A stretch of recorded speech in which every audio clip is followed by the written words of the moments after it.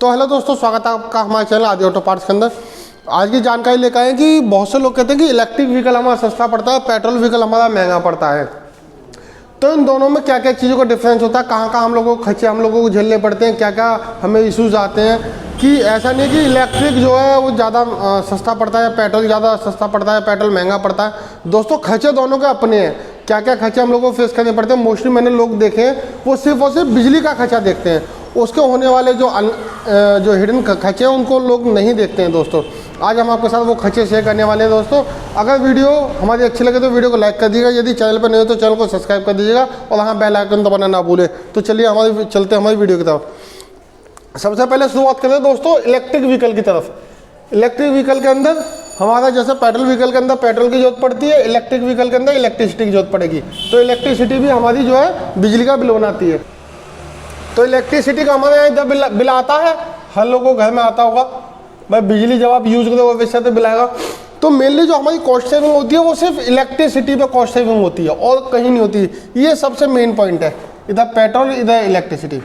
बाकी service cost XYZ कुछ भी हो इसकी भी होती है और प्लस सर्विस कॉस्ट इसकी भी होती है।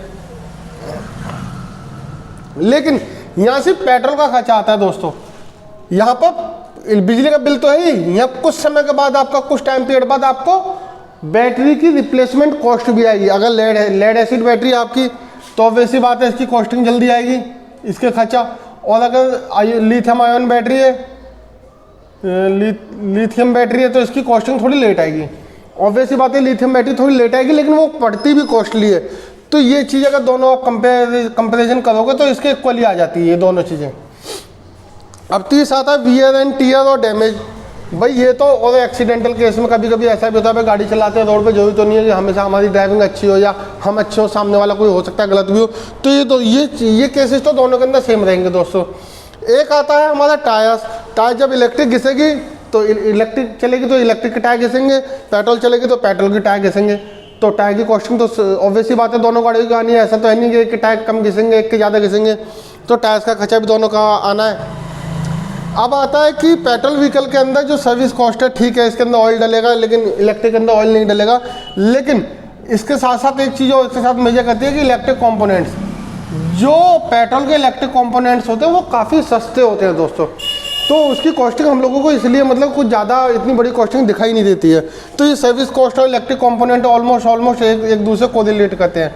लेकिन यही हम बात करें इलेक्ट्रिक व्हीकल्स की, तो इलेक्ट्रिक व्हीकल्स के जो कंपोनेंट्स है जैसे आपकी मोटर हो गई, चार्जर हो गया,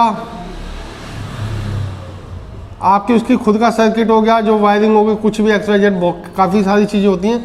तो दोस्तों इन सब की कॉस्टिंग बहुत ज़्यादा है यदि देखा जाए तो पेट्रोल व्हीकल के मुकाबले। और ऐसा तो नहीं भी हर जगह सेफ्टी इसके साथ ही कुछ पर्टिकुलर वोल्टेज आती है, कभी कभी वोल्टेज फ्लक्चुएशन भी होती है। आप लोगों ने देखा होगा जैसे कि जब पीक सर्दी आती है या पीक गर्मी आती है, एसी का लोड बढ़ जाता है तो वोल्टेज फ्लक्चुएशन भी होता है। वोल्टेज फ्लक्चुएशन से इन चीज़ों में इशू आना ही आना है। आप लोगों ने देखा मोबाइल के चार्जर भी उड़ जाते हैं कभी कभी। भाई मोबाइल तो हर लोग चलाते हैं, रात में चलाता, तो उसी तरीके से इलेक्ट्रिक कंपोनेंट में भी इश्यूज़ आते हैं।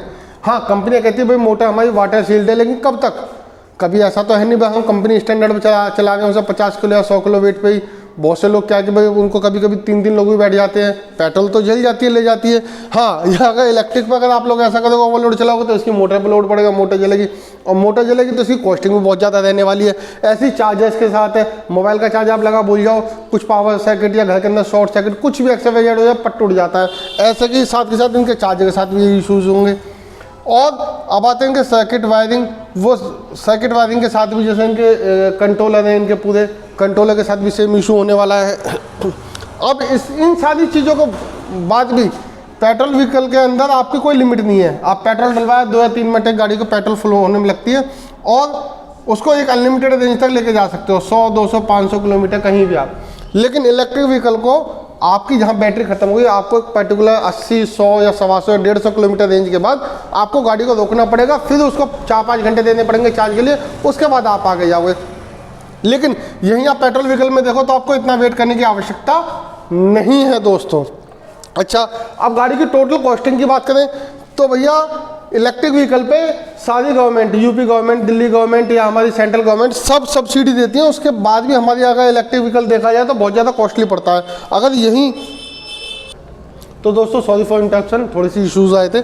तो दोस्तों यहीं आप बात करो क्या नाम है कॉस्टिंग की, तो कॉस्टिंग जो आपकी काफ़ी ज़्यादा होती है इलेक्ट्रिक व्हीकल्स की। सब्सिडी के बाद भी अगर आप देखोगे काफ़ी ज़्यादा कॉस्टिंग बैठेगी। अगर पेट्रोल व्हीकल की कॉस्टिंग तो पेट्रोल व्हीकल पे कोई सब्सिडी नहीं है। यूपी गवर्नमेंट या हमारी स्टेट मतलब स्टेट गवर्नमेंट या दिल्ली गवर्नमेंट या फिर आपकी सेंट्रल गवर्नमेंट, उसके बाद भी इसकी कॉस्टिंग मंदी पड़ती है। तो दोस्तों ओवरऑल आपकी पॉकेट का ये लॉस, मतलब ये खर्चा कम है। अगर आप टोटल जैसे आप पेट्रोल गाड़ी को 10 या 15 साल चलाते हो, उसके बाद और वहीं आप इलेक्ट्रिक गाड़ी को 10 या 15 साल चलाते हो, दोस्तों 10 साल बाद या 15 साल बाद आपने देखो पेट्रोल गाड़ी की काफ़ी जर्जर हालत हो जाती है। उसके पार्ट्स आप ठीक है आपने लिए, चेंज करा लिए, लेकिन इलेक्ट्रिक के अंदर इतनी सारी नई नई कंपनियां हैं, इनका अभी तक कोई ऐसा टेस्ट नहीं कि इतने समय तक ये सर्वाइव कर पाएंगी। आने वाले 10 साल बाद या 15 साल बाद हम लोगों को इनके पार्ट्स एज इट इज मिल पाएंगे। क्योंकि इलेक्ट्रिक के अंदर आप देखो मोबाइल भी यदि आप लेते हो तो 3 से 4 साल के बाद उसके भी पार्ट्स मिलने बंद हो जाते हैं। ये यदि आप घर के अंदर नया फ्रिज लेकर आओ ना, 5 साल बाद कंपनियां उसका भी पार्ट देना बंद कर देती हैं। लेकिन हाँ बाइक सेगमेंट के अंदर या स्कूटी पेट्रोल जो है, इनके अंदर आपको ये इश्यूज नहीं मिलेंगे इतने ज़्यादा। लेकिन हाँ इलेक्ट्रिक के अंदर तो रोज एक नई कंपनी आके खड़ी होती है, भाई हम ईवी बना दें। उठाया चाइना से माल किसी ने खुद का मैन्युफैक्चर किया, असेंबल किया, गवर्नमेंट ऑथोराइज मिली, गवर्नमेंट से अप्रूवल, निकाल दिया मार्केट के अंदर। बहुत सारी कंपनियां, हमने बहुत सारे मॉडल ऐसे देखोगे, लोगों की स्कूटी की जर्जर हालत हमने काफ़ी देखते हैं। पुराने मॉडल भाई पार्ट्स नहीं मिलते इधर उधर से, कभी को मतलब पेट्रोल वाली गाड़ियों का पार्ट्स जुगाड़ करके वो लोग चलाते हैं। तो ये चीज़ें मैंने देखी हैं, ऐसा नहीं है प्रैक्टिकली। इनके आफ्टर सेल्स में काफ़ी इश्यूज आते हैं इलेक्ट्रिक के में। आफ्टर सेल्स में इसके में अगर आफ्टर सेल्स की बात करें तो इसका आफ्टर सेल्स में बहुत इश्यूज आते हैं दोस्तों, बहुत ज़्यादा इश्यूज आते हैं। और यहीं हम अगर पेट्रोल की बात करें तो पेट्रोल में इतना इश्यूज नहीं आते। अब देखिए दोस्तों एक चीज़ और मैं आपको दिखाऊंगा कि पेट्रोल व्हीकल्स और इलेक्ट्रिक व्हीकल्स के अंदर एक वीडियो मेरी पहले चैनल पे आ गई होगी या नहीं तो आ जाएगी, आपको रिसेंटली अपडेटेड मिल जाएगा। मैं इस वीडियो को बाद में डालने वाला हूँ, दोनों वीडियो मैंने सेम ही डे रिकॉर्ड करी हैं। तो दोस्तों उसके बाद भी अगर मैं आपको दिखाना चाहूँ तो आप लोग देख के समझ पाओगे कि अरे यार ये तो काफ़ी ज़्यादा दिक्कत होती है यार। स्मार्ट बोर्ड ज़्यादा अच्छा रहेगा दोस्तों। आप कमेंट कर जो बताएगी स्मार्ट बोर्ड मुझे लेना चाहिए नहीं लेना चाहिए। दोस्तों अभी तो थोड़ा सा कंजूसी में चल रहा है तो इसलिए इसे नॉर्मल बोर्ड से काम चला दें।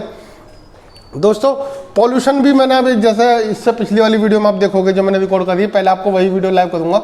तो पॉल्यूशन भी अगर देखा जाए तो इलेक्ट्रिक से भी पॉल्यूशन होता है और पेट्रोल से भी पॉल्यूशन होता है। पॉल्यूशन तो दोनों गाड़ियों से होता है, ऐसा नहीं है, पॉल्यूशन दोनों से होता है। पेट्रोल से रेगुलर डे बाई डे होता है, इसका जब बैटरी स्क्रैप होता है तब होता है। हाँ पेट्रोल की कंपेरिजन में थोड़ा कम होता है। अगर पेट्रोल व्हीकल को भी सही से मेंटेन करो तो वो गाड़ियाँ इतना स्मोक नहीं करती हैं जितना कि मतलब लोगों ने एक हवा बनाई हुई है। हाँ करती हैं, ऐसा नहीं है, लेकिन हाँ अगर गाड़ियाँ सही से मेंटेन हो तो आपको इश्यूज नहीं आएंगे इतने कुछ खास, अगर कंपनी के स्टैंडर्ड पर गाड़ी हमेशा चलती रहे। कॉस्टिंग की बात करें तो कॉस्टिंग में आपको कोई खास ज़्यादा डिफरेंस देखने के लिए नहीं मिलता। अगर इलेक्ट्रिक का अगर एक कंपोनेंट भी उड़ जाए ना, अगर आपका चार्जर ही उड़ गया, CHA स्पेलिंग लिख दी, एक आपका चार्जर ही उड़ गया तो मैं मानता हूँ किसी भी अच्छी कंपनी का चार्जर कम से कम 8,000 से नीचे का चार्जर नहीं मिलेगा आपको। और यहीं आप पेट्रोल व्हीकल में हो ना तो दोस्तों 8 से 10,000 में आपका इंजन हो जाता है। खूब बेकार से बेकार कंडीशन का इंजन आपका मतलब ओवरऑल होकर वो नया बन जाता है, आपका इंजन रीबिल्ड हो जाता है। और यहाँ आपको सिर्फ चार्जर पड़ेगा इतने का। जब हब मोटर की बात आए तो हब मोटर की भी कॉस्ट अगर आप देखोगे तो 8 से लेकर अलग अलग कंपनी 20,000, 25,000, 30,000 तक हम हब मोटर की कीमत है, 8,000 से चालू होके। तो भैया इतनी कीमत में तो हमारा इंजन 2 बार हो जाएगा। और वैसी बातें चीज़ें चलेंगी तो ये ख़राब भी होनी है। वैसे ही आप इसके सर्किट की बात करो, जो आपका कंट्रोलर वगैरह है, भैया उड़ने तो कंट्रोलर भी हैं, ऐसा तो है नहीं कि कंट्रोलर का एक बार लग गया आपके 15 साल के लिए चल गया।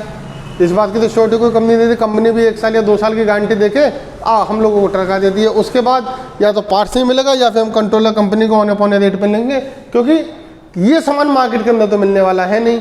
कंपनियां मार्केट के अंदर सप्लाई देंगी नहीं, मार्केट के अंदर सप्लाई नहीं देंगी तो ऑब्वियस सी बात है फिर हम किसी और गाड़ी का मैच करके लगाएं, मजबूरी में कुछ उल्टा सीधा कुछ ना कुछ ऐसा कदम उठाएंगे तो हो सकता है अगर हम कुछ वहाँ से कुछ मार्केट के अंदर कुछ चूज़ करें चाइनीज आइटम ले तो वहाँ से नुकसान उठाएंगे, उसके बाद जाके कंपनी से जेन्युइन लगवाएंगे अगर कंपनी उस समय तक चल रही है, मार्केट के अंदर सस्टेन कर रही है तो।